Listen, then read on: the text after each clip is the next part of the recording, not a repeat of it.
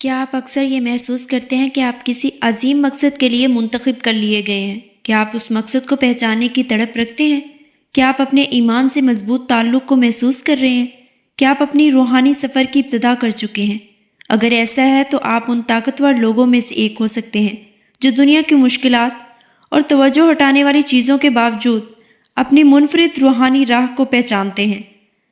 السلام علیکم ناظرین، آج ہم اس ویڈیو میں 7 ایسی نشانیوں کے بارے میں بات کریں گے جو اس بات کی نشاندہی کرتی ہیں کہ آپ کے پاس ایک غیر معمولی روحانی تحفہ ہے۔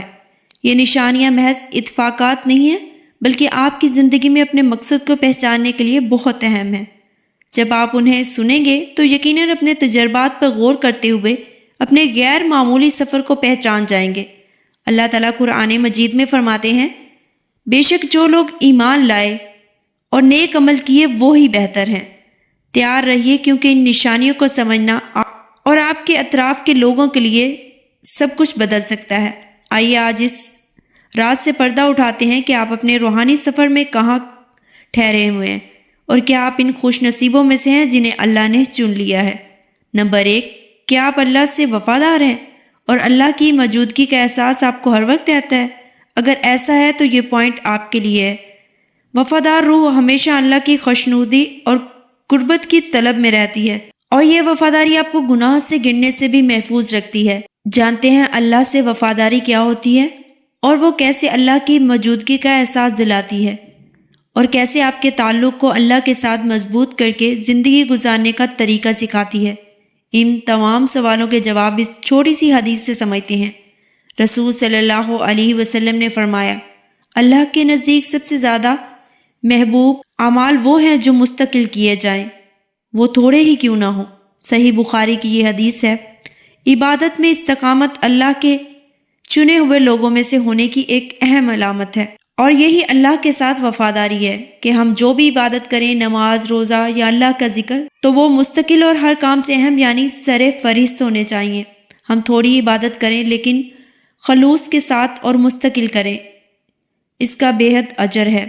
یہ دل کو پاک کرنے کے ساتھ ساتھ اللہ سے تعلق کو بھی مضبوط کرتی ہے اور آزمائشوں کے خلاف ایک ڈھال کے طور پر کام کرتی ہے، جس سے آپ اپنے ایمان میں مستقل رہتے ہیں۔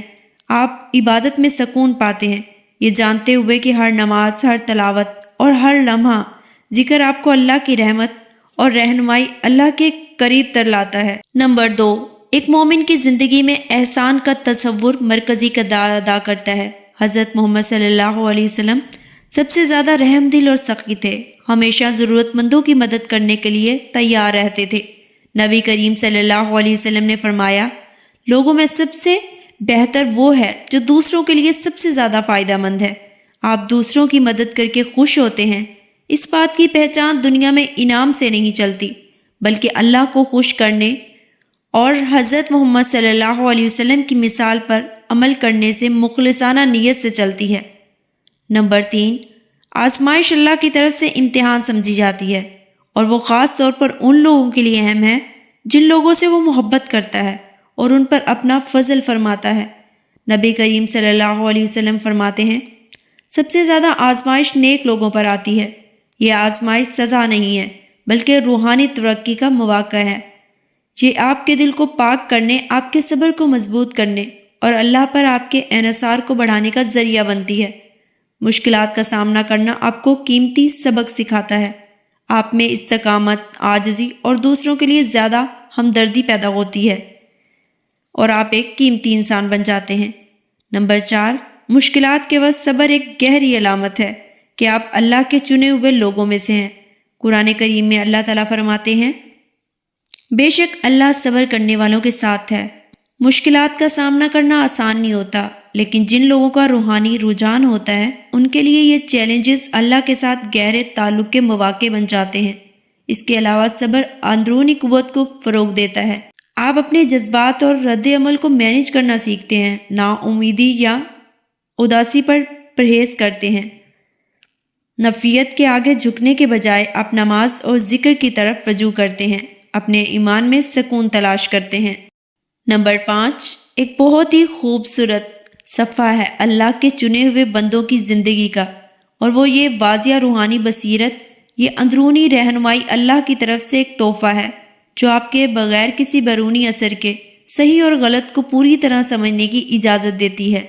آپ مشکل فیصلوں یا اخلاقی مسائل کا سامنا کرتے ہیں تو آپ کا دل فطری طور پر اس راستے کی طرف مائل ہو جاتا ہے جو اللہ کو خوش کرتا ہے، جو روحانی وضاحت آپ کو گناہ کے اعمال سے بچنے اور سیدھے راستے پر قائم رہنے میں مدد دیتی ہے۔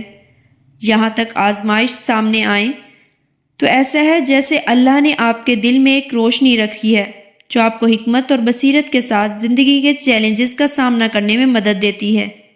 نمبر 6، اگر آپ کے اندر علم حاصل کرنے کی شدید پیاس ہے، خاص طور پر دین کے علم کی، تو یہ اس بات کی علامت ہے کہ آپ منتخب لوگوں میں سے ہیں، کیونکہ یہ سچائی اور سمجھ بوجھ کی تلاش دنیاوی خواہشات سے نہیں بلکہ اللہ کے قریب ہونے کی گہری روحانی خواہش سے پیدا ہوتی ہے۔ یہ خواہش کی وہ قسم ہے جو حدیث، قرآن یا نبی صلی اللہ علیہ وسلم اور ان کے صحابہ کی زندگیوں کے ذریعے اسلامی تعلیمات کے بارے میں مزید جاننے پر مجبور کرتی ہے۔ یہ علم کی خواہش محض علمی نہیں، یہ آپ کی زندگی کو متاثر کرتی ہے، آپ کے اعمال اور فیصلوں کو شکل دیتی ہے۔ آپ کو جو علم حاصل کرتے ہیں وہ اچھے مسلمان بننے اور لوگوں کی مدد کرنے کے لیے سیکھتے ہیں۔ نبی کریم صلی اللہ علیہ وسلم نے فرمایا، علم حاصل کرنا ہر انسان پر فرض ہے۔ جب آپ کا دل علم کی طرف مائل ہو تو یہ اللہ کی فضل کی علامت ہے۔ اس کا مطلب ہے کہ اللہ نے آپ کو ان لوگوں میں چن لیا ہے جو اللہ کے دین کی روشنی پھیلاتے ہیں۔ نمبر 7، نبی کریم صلی اللہ علیہ وسلم نے امت میں باہمی اتحاد کو یوں بیان کیا ہے، یعنی اللہ کے چنے ہوئے لوگ دوسروں کی فلاح و بہبود میں مثبت طور پر حصہ ڈالنے کے لیے آگے آگے رہتے ہیں۔ ان کو معاشرتی ذمہ داری کا مضبوط احساس ہو جاتا ہے۔ یہ آپ کا وقت دینے، خیراتی مقاصد کے لیے عطیات دینے یا صرف ایک اچھے ہمسایہ ہونے کی صورت میں ہو، آپ معاشرے میں اپنا کردار ادا کرنے کی کوشش کرتے ہیں۔ آپ کو اخلاقی فرض محسوس ہوتا ہے کہ جن لوگوں کو مدد کی ضرورت ہے، وہ چاہے مالی مشکلات ہوں یا جذباتی پریشانی کا شکار ہوں، ان کی مدد کریں۔ یاد رکھیں کہ ان 7 علامات کو پہچاننا آپ کے ایمان کی شروعات ہے۔ اللہ کے ساتھ اپنے تعلق کو مضبوط بنائیں۔ اگر آپ کو ویڈیو اچھی لگی ہے تو ویڈیو کو لائک، شیئر اور چینل کو سبسکرائب ضرور کیجیے گا۔ جزاک اللہ۔